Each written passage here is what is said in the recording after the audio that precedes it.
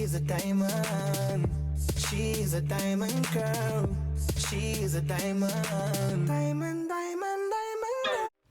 Hi YouTube, it's Princess Diamond. Welcome and welcome back to my channel. So I'm going to show you guys how to do some knots at the end of feeding braids, and that's the braiding hair that I'll be using today. In case anyone was wondering or interested, I only used one pack for this style, and I wanted to show, before I get into doing the knots, I wanted to show you guys and explain that these braids are going to be slim. You don't want these braids to be thick at all, because we're not doing bantu knots, we're not doing buns.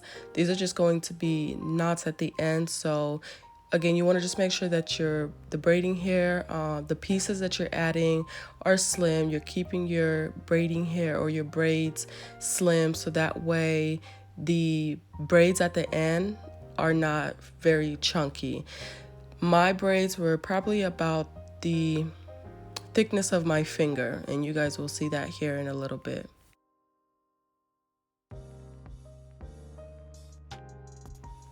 I did dip the ends of the braids in hot water to seal them, just in case my client wanted to wear the braids down. Now, if you plan on just wearing them as a knot the whole entire style, then you don't necessarily have to dip the ends. Okay, so now getting into how to do the knots, you're going to fold up the braid into the desired length that you're going to want the braid to be at. And once you have it folded, you're going to begin to wrap. I mean, you could wrap in either direction, but you're going to begin to wrap, and you want to make sure that you're wrapping at the very bottom, and I'm going to show you guys specifically what I mean by that on the second braid that I do, so just keep on watching. But make sure that you are starting at the very bottom when you're wrapping. Make sure the braid is pulled tightly as you're wrapping, and then while you're wrapping, you're going to always secure the wrap, so the knots, as you are wrapping up, so that way it doesn't come undone. Now, like I said earlier, these are not bantu knots, so these as you're wrapping, the braids are not going to overlap. However, they are going to be touching, so make sure they are close together but not overlapping. Make sure that the braiding hair that you are using though is pre-stretched, and then you want to make sure that it's tapered well. You can see how thin this braiding hair gets at the very end, and that's going to help you really to keep these knots in place. I'm also going to use some spritz to hold down these knots. Now, if you want, you can use rubber bands, but if you're working with colored hair, the rubber bands will show through. So you can use spritz just as a way to hold the braids in place. And you can also use Got To Be freeze spray if you have that. I didn't have that at the moment, so I just worked with what I had. Now, keep in mind with this though, your fingers are going to get pretty sticky, but I mean, this is the last step, so it really shouldn't matter. So as you guys seen, I just continued to wrap until I was completely out of the braiding hair. So this is what I was talking about when I said when you fold it and you start wrapping, make sure you're wrapping at the very bottom. Do not fold it up and then start wrapping inches from where you folded it. Make sure that you are wrapping the braids directly at the bottom where you folded it at.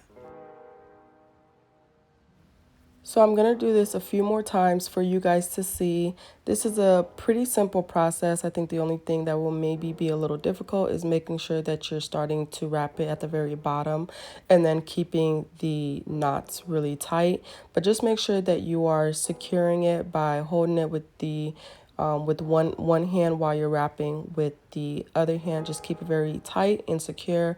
Like I said, don't overlap it. Just make sure each time you're wrapping it that it is touching. And then once you get to the top, pretty much close to being done, then you're going to spray your either Gots To Be freeze spray or your spritz, and then you're going to wrap over where you sprayed it at to hold it in place. The thinner and longer the ends of the braids are, the better it is for them to stay in place longer. If you're working with braiding hair that's not pre-stretched or tapered well, and it doesn't really get thin and it's not long, it's gonna start to unravel. So just make sure you have a really long thin piece at the end, so that way you can go over that freeze spray a couple times to allow it to stay in place. But that is it. If you want, you can trim away some of the flyaway hairs, but that's pretty much it. I hope you guys enjoyed this video. If you did, please don't forget to give me a big thumbs up, and also subscribe to the channel and turn on your bell notifications if you have not already.